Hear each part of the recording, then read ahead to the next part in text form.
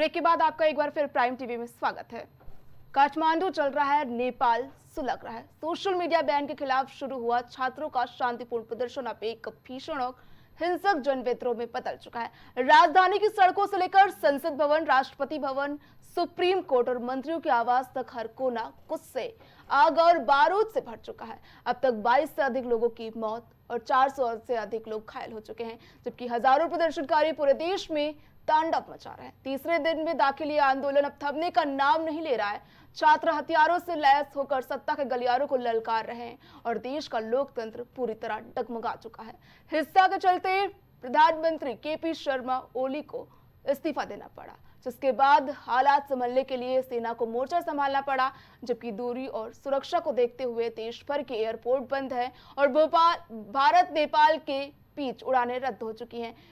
लोगों का मानना है कि आंदोलन अब केवल जनाक्रोश नहीं बल्कि कुछ स्वार्थी राजनीतिक ताकतों की सुनियोजित चाल है, जो सत्ता परिवर्तन का सपना देख रहे हैं। विरोध की आड़ में लूटपाट, आगजनी और हिंसा का ऐसा मंजर बन चुका है जिसने नेपाल को उसके इतिहास के सबसे कठिन दौर में धकेल दिया है। ये सिर्फ एक विरोध नहीं बल्कि उस टूटे हुए सिस्टम के खिलाफ जन सुनामी है, जिसे अब जनता और सहन करने को तैयार नहीं है। हम आपको 6 तस्वीरें बता रहे हैं। एक पहली तस्वीर पहले दिन की, जेनजी प्रदर्शन कर रहे हैं सरकार के खिलाफ। दरअसल सरकार ने सोशल मीडिया बैन किया था, जिसके चलते जेनजी सड़कों पर उतरा और सरकार के खिलाफ नारेबाजी की और प्रदर्शन किया। वहीं दूसरी तस्वीर बीते दिन की है, जब प्रधानमंत्री ओली ने इस्तीफा दिया और वो देश छोड़कर चले गए, ऐसा सूत्रों के मुताबिक कहा जा रहा है। वहीं तीसरी तस्वीर देख रहे हैं, सदन की है। नेपाल के सदन की तस्वीरें देख रहे हैं, जहां पर प्रदर्शनकारियों ने इसे आग के हवाले कर दिया, जो धू धू कर चलता हुआ नजर आ रहा है। वहीं न्यायपालिका को सुप्रीम कोर्ट, जहां पर लोग न्याय मांगने जाते हैं, आज नेपाल में सुप्रीम कोर्ट धू धू कर चल रहा है और लोग इसे दूर से देख रहे हैं। वहीं जिसके बाद आज सेना ने नेपाल की कमान संभाल ली। 5वीं तस्वीर आप देख रहे हैं, जिसमें सेना ने नेपाल की कमान संभाल ली है। 6ठी तस्वीर भारत की है। भारत नेपाल बॉर्डर पर सुरक्षा बढ़ा दी गई है। चप्पे चप्पे पर निगरानी रखी जा रही है। सेना जो है वाहनों की चेकिंग कर रही है और लगातार जो है नेपाल भारत बॉर्डर पर सुरक्षा बढ़ाती गई। ये 6 तस्वीरें हम आपको दिखा रहे हैं, जो लगातार 3 दिन से नेपाल में घटित हो रहा है। पहली तस्वीर जेनजी प्रदर्शन का है, दूसरी तस्वीर प्रधानमंत्री केपी ओली का इस्तीफा, तीसरी तस्वीर सदन आग के हवाले कर दिया गया। प्रदर्शनकारियों ने सदन, सुप्रीम कोर्ट सहित तमाम मंत्रालयों को जो है आग के हवाले कर दिया। सुप्रीम कोर्ट, जहां पर लोग न्याय की गुहार लगाते हैं, उसको भी प्रदर्शनकारियों ने आग के हवाले कर दिया। 5वीं तस्वीर की बात करें तो 5वीं तस्वीर नेपाल की है, जहां पर सेना अब कमान संभालने उतर चुकी है। सड़कों पर उतरी है सेना और जो प्रदर्शन को रोकने की कोशिश कर रही है।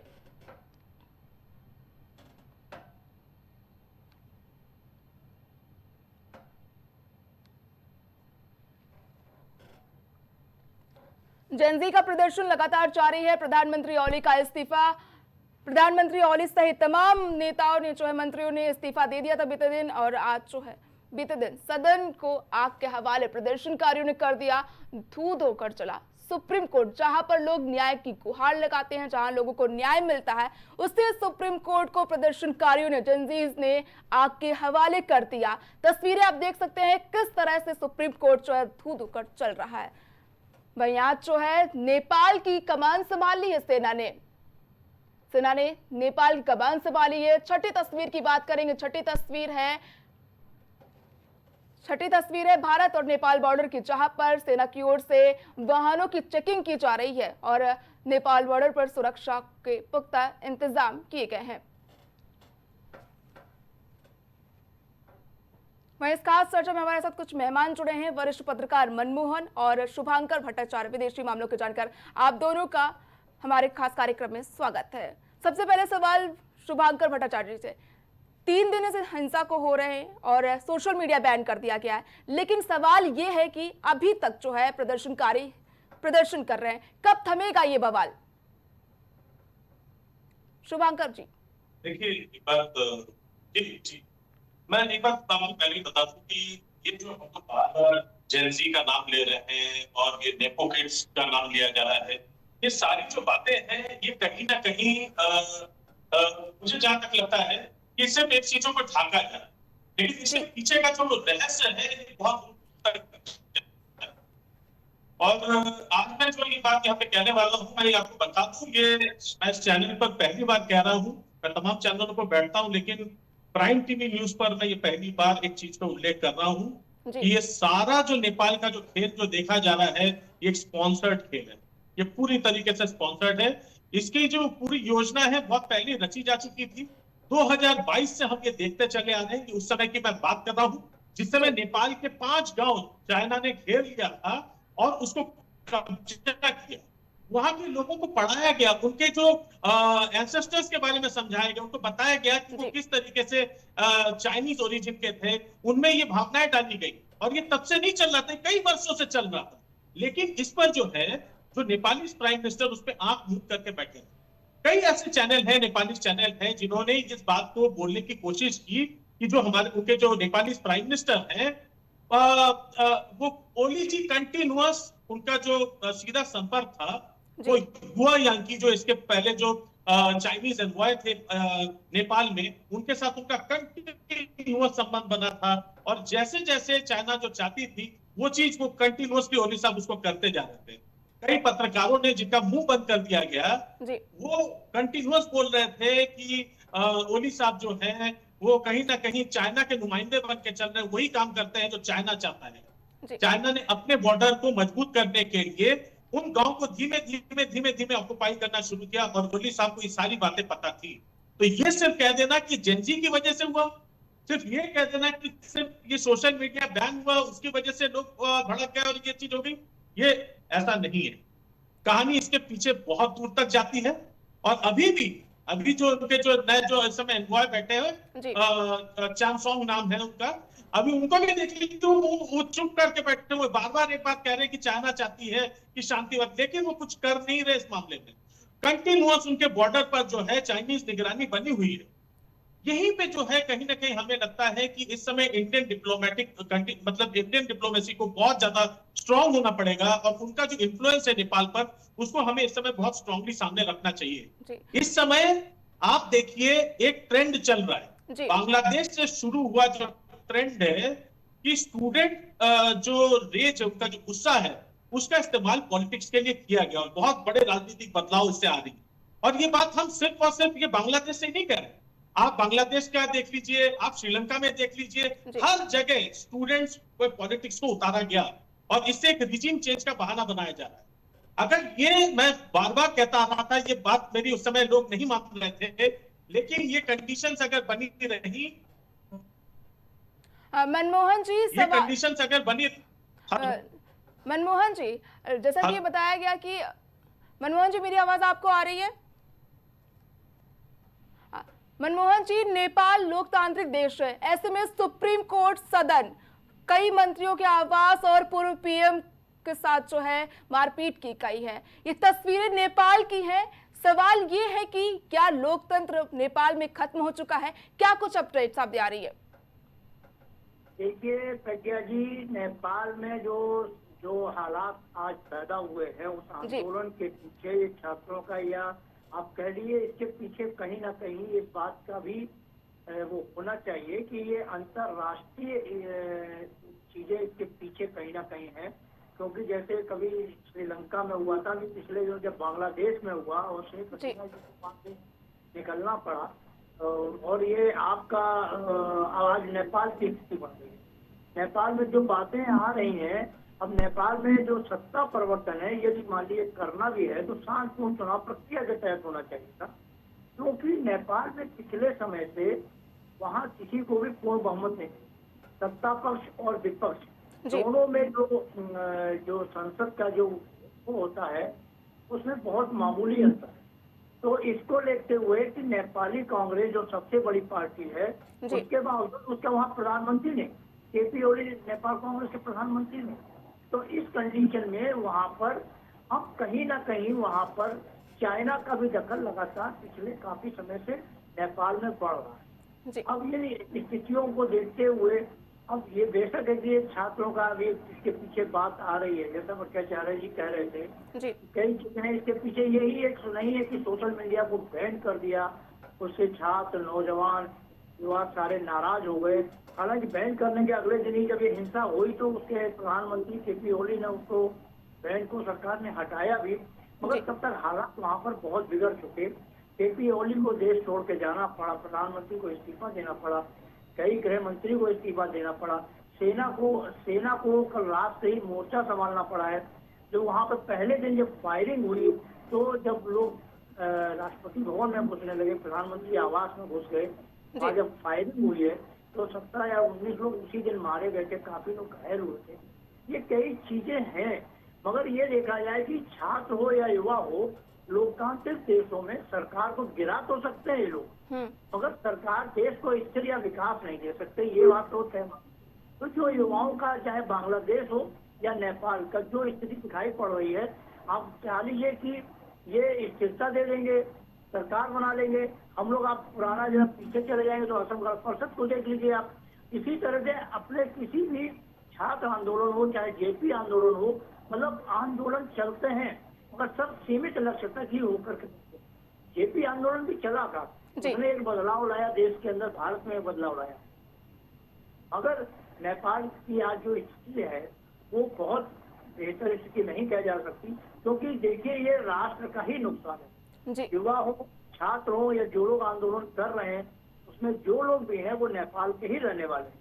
नेपाल में चाहे संसद भवन जलाएं, चाहे प्रधानमंत्री का आवास जला दें या कहीं और तोड़ फोड़ कर दें, ये सब किसकी संपत्ति है? राष्ट्र की संपत्ति है। और किसी भी आंदोलन में ये नहीं होना चाहिए कि राष्ट्र की संपत्ति को नुकसान पहुंचे। कोई भी राष्ट्र में इतनी जब आगजनी हो जाएगी, इतना तोड़फोड़ हो जाएगी, आज सुप्रीम कोर्ट को जला दिया, संसद को जला दिया, जहाँ पर बैठ करके देश के विकास की बातें होती हैं। अब ये सब कैसे होगा? ये आगे यदि हालात सुधरेंगे तो फिर इनको बनाने में समय लगेगा, राष्ट्र का कितना आर्थिक नुकसान होगा, देश कितने पीछे जाएगा, ये सारी चीजों को भी समझने की आवश्यकता है। लोगों ने जैसे पूर्व प्रधानमंत्री की पत्नी को भी घर में घुस के मारा है लोग, सर काफी हालात तो बिगड़ गए हैं। अब सेना ने मोर्चा संभाला है, सेना की अपील है कि लोगों से, आंदोलनकारियों से कि वो विकास के रास्ते पर आए, अपने आंदोलन को खत्म करें, बैठ के बात करें। बिल्कुल मनमोहन जी, शुभांकर जी, मैं जैसा कि मनमोहन जी ने जिक्र किया सेना का, प्रधानमंत्री ओली ने सेना से मदद मांगी थी कल, लेकिन सेना ने इनकार कर दिया पूरी तरीके से मदद देने से। लेकिन आज वही सेना सड़कों पर उतरी है और इंतजाम को मोर्चे को संभाला है, क्या कुछ कहेंगे? देखिए, मैं एक बात मैं थोड़ा सा पीछे से ले रहा हूँ, मैं पिछली बार इस बात को पूरा नहीं कर पाया कि अभी जो ट्रेंड जो सेट हो रहा है वो बहुत गलत ट्रेंड सेट हो रहा है। बांग्लादेश से हम लोग ये देखते चले आ रहे हैं कि जो स्टूडेंट्स का मूवमेंट है जी काम ली जा रही है, ये ट्रेंड सेट होता चला रहा है। ये हम श्रीलंका के टाइम से देख रहे हैं, फिर आप म्यांमार में देख लीजिए। इस समय आपका पूरा पड़ोस जो है, अगर भारत में सबसे बड़ी परेशानी हम देखें, हमारा पूरा पड़ोस अस्थिर है। आप म्यांमार देख लीजिए, म्यांमार में जिस तरीके से coup हुआ तो वो कोई मतलब अनप्लान नहीं था, उस पर भी जो है चाइना का पूरा जो है इम्पैक्ट दिखा। आप इसी चीज को आप अफगानिस्तान में चले जाइए, भले इस समय जो तालिबान गवर्नमेंट है वो भारत के पक्ष में दिखाई देती है, लेकिन फिर आप जानते हैं कि हम लोग बार बार तालिबानी किसी सरकार को कहते हैं तो उसका मतलब क्या होता है कि किसी भी तालिबान सरकार को हम सपोर्ट तो डायरेक्टली समझ नहीं सकते। आप पाकिस्तान में आ जाइए, पाकिस्तान में कभी मुझे नहीं याद आ रहा कि पिछली बार कब वहां पे जनता की सरकार रही। वहां सरकार दिखावे की होती है, लेकिन वहां का जो पूरा रूल होता है वो आर्मी का रहता है। तो आप पूरे चारों तरफ से ऐसे देशों से घिरे हुए हैं जहां पे इस समय हर जगह इस समय पॉलिटिकल टर्मोइल है, एक राजनीतिक अस्थिरता बनी हुई है। अब बात पे आते हैं कि इस समय नेपाल में जो आपने कहा कि आर्मी का, देखिए मैं एक बात बार बार कह रहा हूं, अगर आर्मी का शेयर नहीं होता तो पुलिस ने जो गोलियां वहां पे चलाई, जिसमें कि यहाँ तक कि 12 साल के बच्चे की जान चली गई, 19 लोगों की बताते हैं जान गई है। नेपाल का अगर पूरा हम वहां के पॉपुलेशन के हिसाब से देखें तो वहां पे 10, 15, 19 लोग का जो नंबर होता है वो छोटा नंबर नहीं है। एक अच्छे खासे लोग मारे गए, 12 साल का बच्चा मारा गया है, एक 15 साल के युवक के छाती में गोली लगी है। तो ऐसे करके अगर युवाओं पे जा रहा है तो वो आक्रोश युवाओं में बनते तो दिखाई दे रहा है, तो बिल्कुल सही बात है। लेकिन अगर कहा जाए कि इसमें नेपाली आर्मी को कुछ पता नहीं था, वो अचानक जगे, उनको अचानक पता चल गई, तो इस बात से पता नहीं क्यों मुझे तो इस बात का मैं बिल्कुल एतबार नहीं कर सकता कि नेपाली आदमी को कुछ पता नहीं था। और मैं ये भी नहीं मान सकता कि ओली साहब ने रिजाइन करने से पहले उन्होंने अपने सेनाध्यक्ष से बात नहीं की होगी, डिस्कस नहीं किया होगा। ऐसा भी नहीं है कि आज अचानक जो है वो अशोक सिंघल वो उठते हैं और उनको अचानक लगता है कि मैं अब जाके जो है हैंड पूरा अपने हाथ में लेता हूं। ऐसा नहीं है। अब तो वो बुला भी रहे कि भैया छात्र आए, आगे आके बात करें। और ये जो सोशल मीडिया की बात हो रही है, मैं ये भी मजे की बात बताऊं कि सोशल मीडिया कोई ओली सरकार ने डायरेक्टली तो बंद नहीं किया था जी। उन्होंने तो ये भी मौका दिया कि वो नेपाली गवर्नमेंट के साथ आके वो लोग साइन इन करें। उनको ये मौका भी दिया जा रहा था कि रजिस्टर किया जाए, जो अनरजिस्टर्ड होंगे उनको ब्लॉक किया जाएगा, और रजिस्टर कर भी रहे थे। और ये सुप्रीम कोर्ट के जो है अगर हम ये कहते हैं कि ये मोदी सरकार के मसले में चल रहे हैं तो वो भी बातें मानता हूँ। करप्शन, बिल्कुल करप्शन फैला हुआ था, लोगों में जो है एक असंतुष्ट लोग बहुत बने हुए थे, क्योंकि वहां पे अमीर अमीर बनता जा रहा था, गरीब गरीब होता जा रहा है। जहाँ पे भी बहुत ज्यादा अमीर और गरीबों में जहाँ भी ऐसा शुभांकर जी, है तो उसमें ये दिक्कत आती जरूर है। शुभांकर जी, जो ये हिंसा हो रही है इसकी कई वजह सामने आई है। एक सोशल मीडिया बैन करने का, और लगातार कहा जा रहा है कि 5 साल में 3 बार प्रधानमंत्री बदले गए हैं और समानताएं नहीं वहां पर। और भारत और चीन में जो दूरियां थी और नेपाल ने इसका फायदा उठाया। नेपाल ने अपने नक्शे में लिपुलेख का जिक्र किया, जिसके बाद रोजी बेटी का जो हमारा रिश्ता था, रोटी बेटी का भारत और नेपाल के साथ, वो जो टूट चुका था। क्या यही मुख्य कारण है कि नेपाल में जो युवा था वो आक्रोशित था, जिसकी वजह से वो लोग सड़कों पर उतरे? भारत और नेपाल की दूरियां, सोशल मीडिया बैन और 5 साल में 3 बार प्रधानमंत्री का बदलाव। शुभांकर जी। बिल्कुल, आपकी बात कुछ हद तक बिल्कुल सही है कि ये जो है जहां में भी एक स्थिर सरकार नहीं होती, बार बार सरकार बदलती नजर आती है, वहां पे जो है असंतोष जो है वो बढ़ता हुआ दिखाई देता है। असंतोष का कारण क्या है?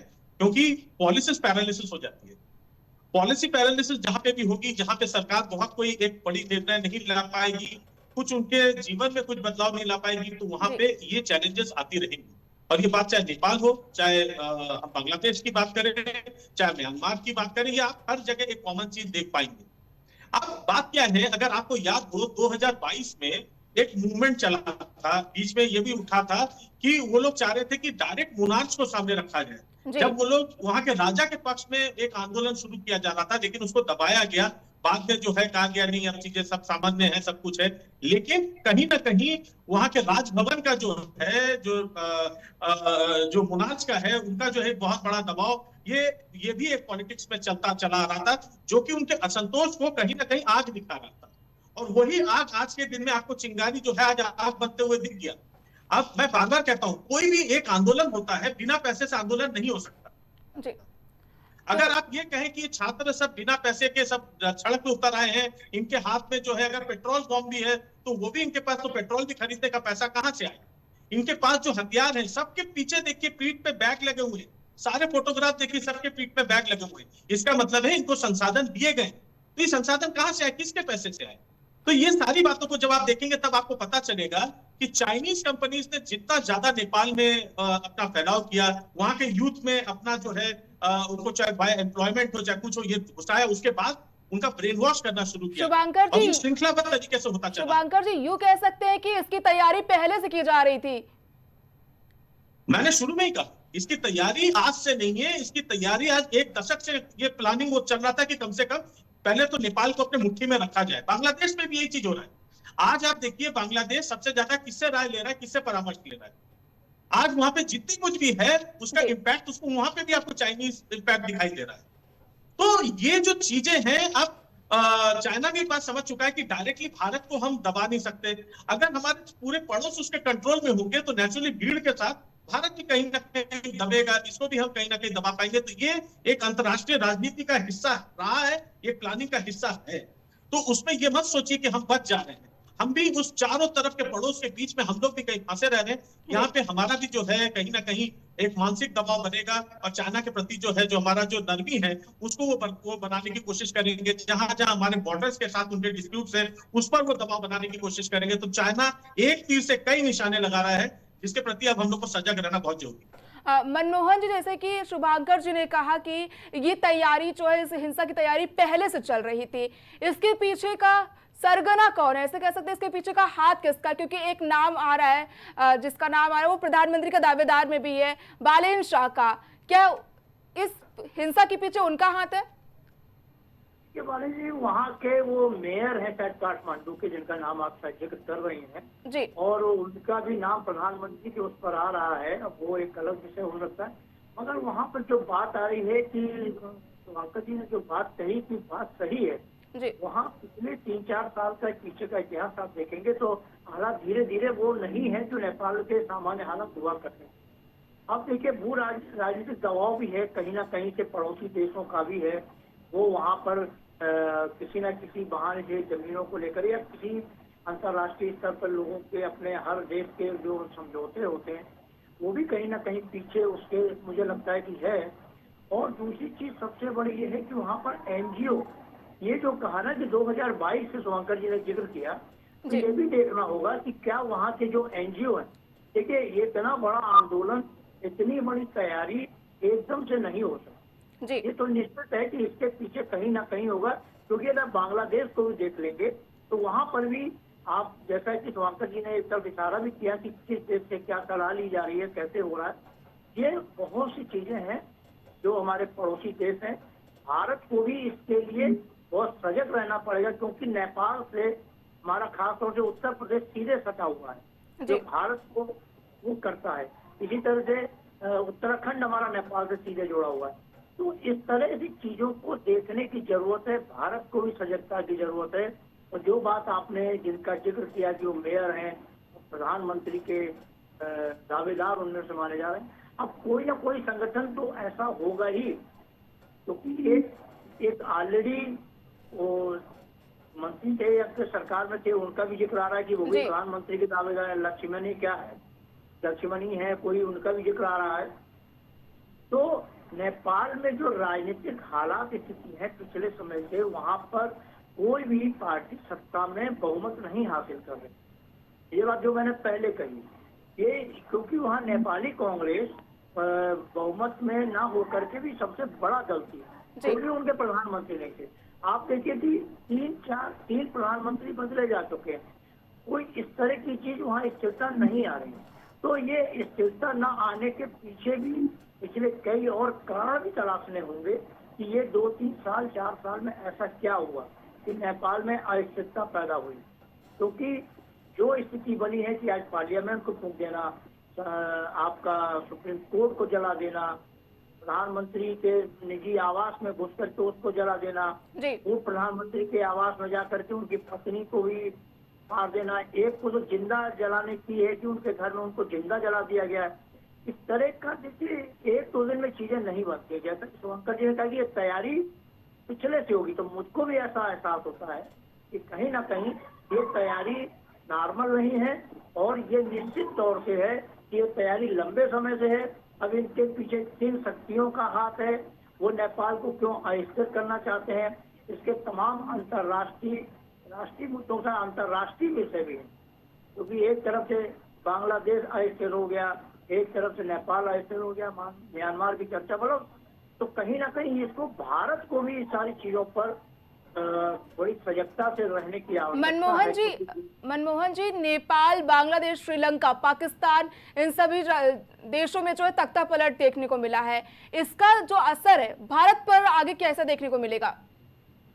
देखिए पाकिस्तान में दूसरे तरह का तख्ता पलट होता है। वहाँ का जो इतिहास है कि वहाँ सेना धीरे धीरे सरकार पे कब्जा करती है और सेना प्रमुख जो है वो जनरल परवेज मुशर्रफ से भी आप जोड़ लीजिए, भुट्टो के जमाने जोड़ लीजिए, वहाँ तो इस तरह का होता है, वो सेना का दूसरा मामला होता है पाकिस्तान में। मगर ये जो नेपाल बांग्लादेश की स्थिति बन रही है, अब एक बात और आ रही है कि नेपाल में भ्रष्टाचार जो है, सरकार का जो भ्रष्टाचार था उसको जिनकी जिम्मेदारी बनती है, लोकतंत्र में चौथा स्तंभ जो कहलाता है, वो शायद उस बात को स्पष्ट तौर से उजागर करने में अपने को सक्षम नहीं कर पा रहा था, उस पर भी सवाल खड़े हुए।